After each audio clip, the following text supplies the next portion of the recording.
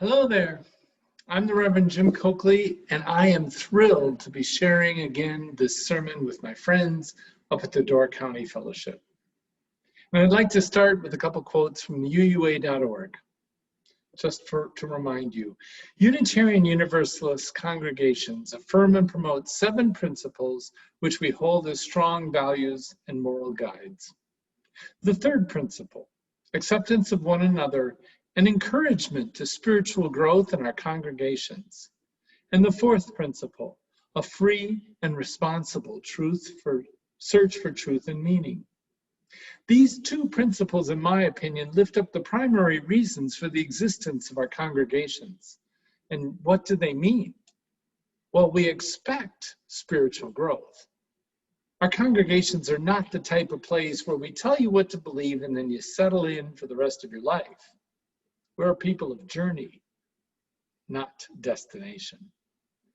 Our mission, then, is to create the space to support these journeys by demonstrating acceptance, a radically welcoming community, no matter what your background, and by stimulating your search with ideas and exposure to paths from the multitude of religious points of view throughout the world. So when I first wrote this sermon, it was summer solstice, and in honor of that, I decided to offer a path from our 6th source of Unitarian Universalism.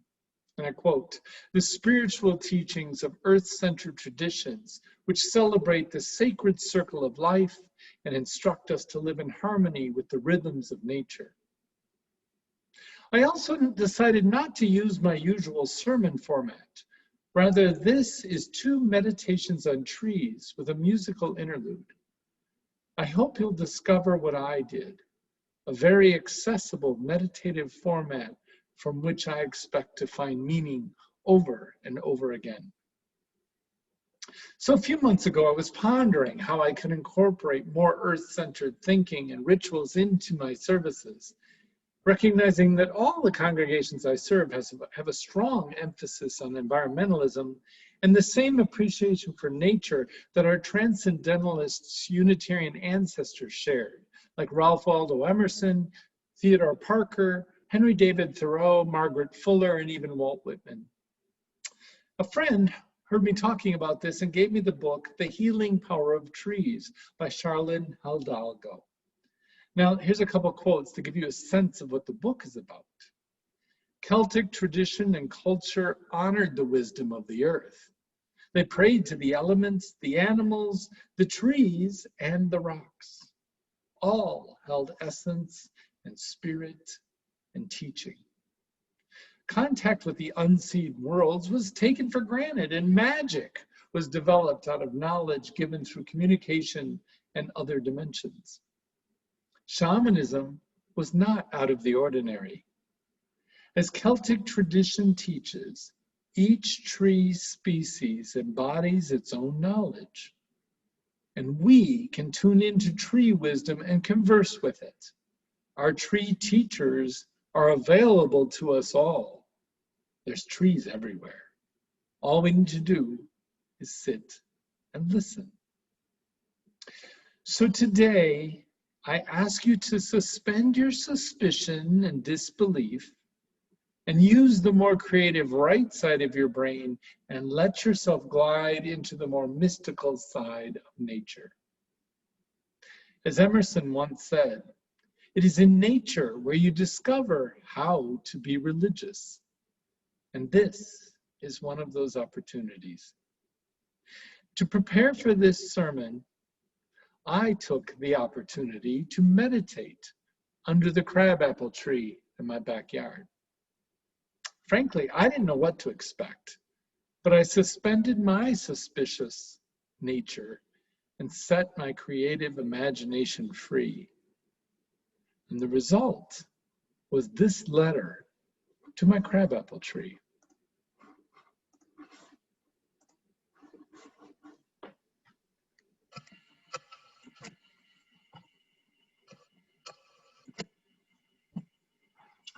A letter to my crabapple tree. Dear friend, You've known me and my family so well throughout these years, but now I wonder, have we not taken for granted your presence in our lives all along? Your place in our yard, just outside the large kitchen window, offered us silent greetings every morning and warm benedictions as we doused the lights every night. You were specifically chosen because of your unique gifts. According to Charlene Hidalgo in The Healing Power of Trees, these include the ability to remove or transmute heartache, bitterness, irritation, or feelings of worthlessness. Apple trees release blocks in the flow of our body's life force, reopening us to the abundance of the universe.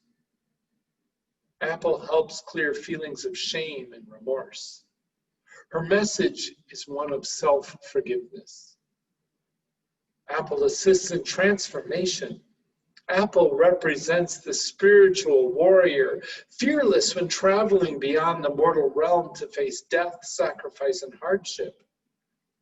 Her protective energy is often called upon to protect loved ones in military stationed far, far away. So I thought, can't we utilize Apple now at this time of catastrophic global virus? Summer. Each summer, your speckled green leaf-covered branches spread out like wings stretching unencumbered by the sun's radiant heat, providing a canopy of shade for our purple irises, bleeding hearts, and other plants would otherwise wither in the sweltering full sun. Throughout the years, our family, including our beloved dogs, have enjoyed each summer's beauty under the protection of your cool shade. The gentle breezes induced a rustling and dappled sunlight through your leaves, often hypnotic, instigating many a lazy afternoon nap. You welcome small birds, squirrels, chipmunks, worms, and insects into your realm, providing subsistence and a safe haven, like from the circling neighborhood hawk. Your deep roots hold you firmly to the earth whenever the destruction of tornadoes and storms move through. You model strength and security. You have backbone. Fall. When fall's crisp, cold air first bites at your leaves, your response is a transformation into a rich abundance of gold. My memories are wrapped in delight for the clear blue autumn days when the reflection off these gleaming branches filled our kitchen with such intensity we actually considered wearing our sunglasses indoors. And when the first frosts arrive, foreshadowing the frigid, long Wisconsin winter, somehow your audacious gift of blazing gold softens the otherwise sadness of another summer's end. Winter. Thank you, most dear friend, for producing a bounty of small, bright, red crab apples throughout the winters, year after year. Those balls of crimson bring an optimistic glee during the gray days of November and then again in March. When the snows fall slow or as blizzards blow, you stand firm in the rising drifts, tethered by strong roots reaching down into the earth herself. Now covered by thick white, while still your cheery red fruits provide delight. You offer a blessing for us and nourishment for all the remaining birds and animals that no longer have free access to the ground. Crabtree, you are generous. Spring. Spring is your crescendo, your rebirth. A mass of fuchsia blossoms commands attention like efflorescent fireworks.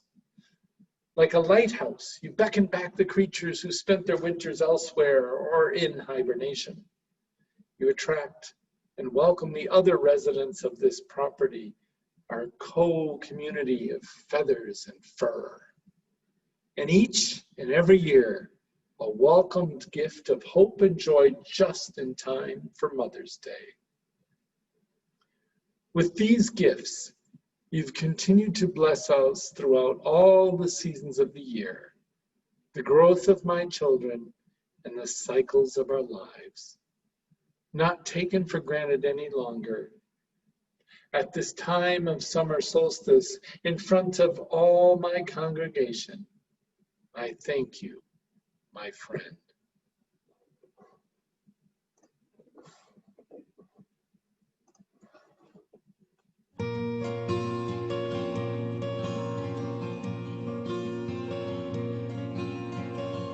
I am the fire that burns within your soul. I am the holy light that fills and makes you whole. I am the flame within that never dies. I am the sun that will ever arise. Power of the sun, honor you this night. Leap across the fire, keep all spirits bright. Power of the sun, fire in the night. Leave behind that which blinds to restore our sight. I am the fire that clears away the old. I am the holy light that guides you to your soul. I am the flame of love for which you yearn. I am the sun that will always return. Power of the sun, we honor you this night. Leap across the fire, keep all spirits bright. Power of the sun, fire in the night. Leave behind that which blinds to restore our sight. I am the fire that burns within your soul. I am the holy light that fills and makes you whole. I am the flame within that never dies. I am the sun that will ever arise. Power of the sun, honor you this night. Leap across the fire and keep all spirits bright. Power of the sun, fire in the night. Leave behind that which blinds to restore our sight. I am the fire that clears away the old.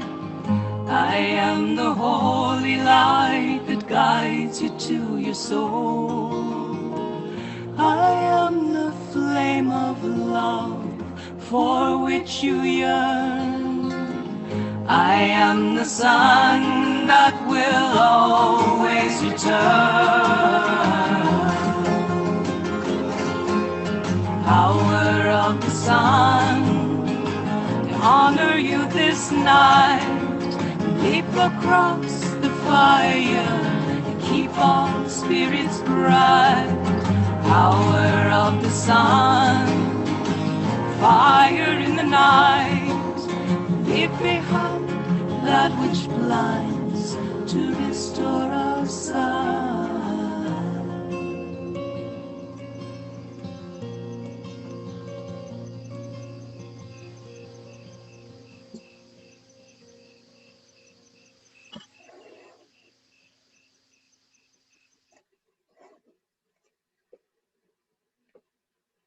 Now, get comfortable in your seat or chair if you're not already. Feet firmly planted on the floor. And begin with a few deep breaths while grounding and centering yourself, bringing your focus within. Please close your eyes if you feel comfortable and take 3 more cleansing breaths.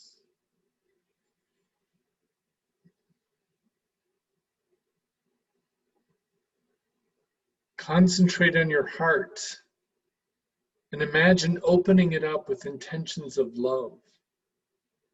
Notice as warmth begins to spread outward from your heart in every direction. Feel it in your arms and your legs, your fingers and your toes, your head and your neck. Through your feet, breathe the energy of the earth into your heart. Breathe in the energy of the sun. Inhale both energies and imagine they meet just below your belly. As you exhale, release any negative energies held within. In your mind's eye, see a field that holds an orchard of apple trees.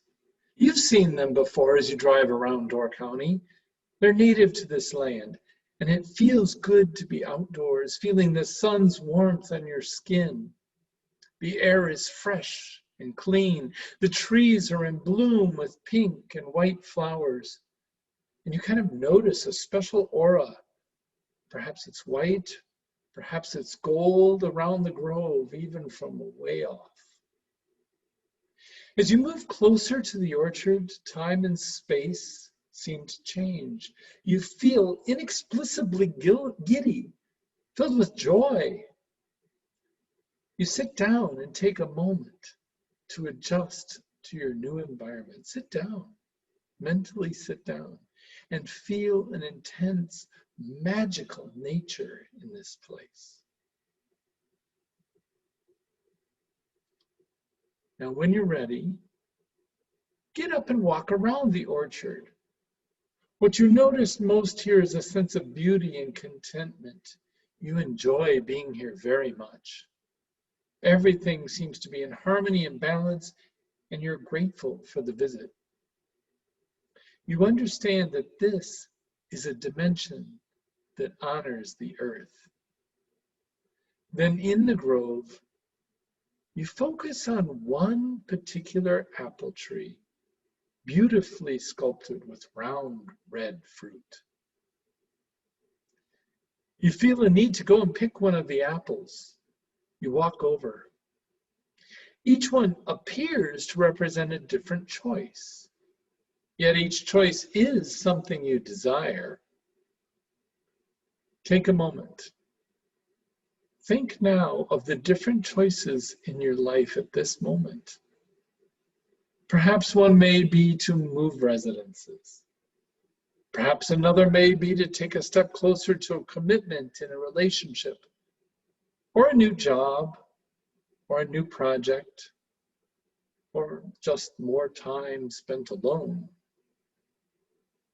Whatever is currently on your mind, take a moment now to consider your choices.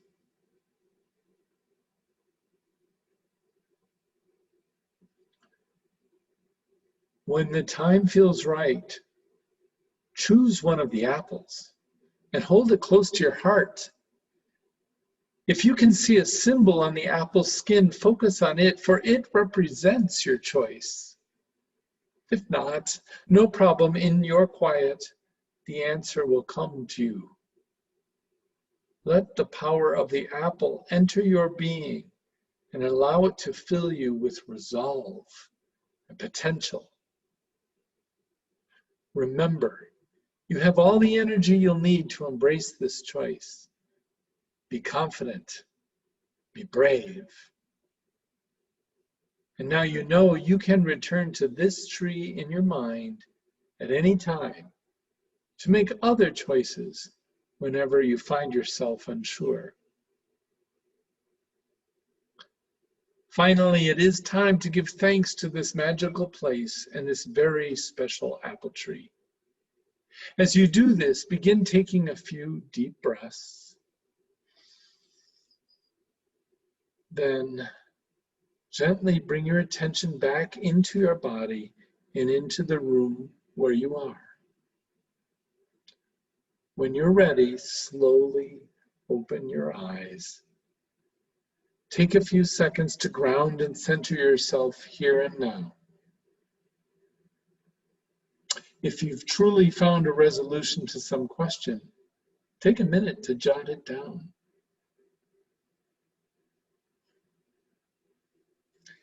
Thank you, my friends. Thank you so much for joining me on this special time today to get in touch with the healing power of trees.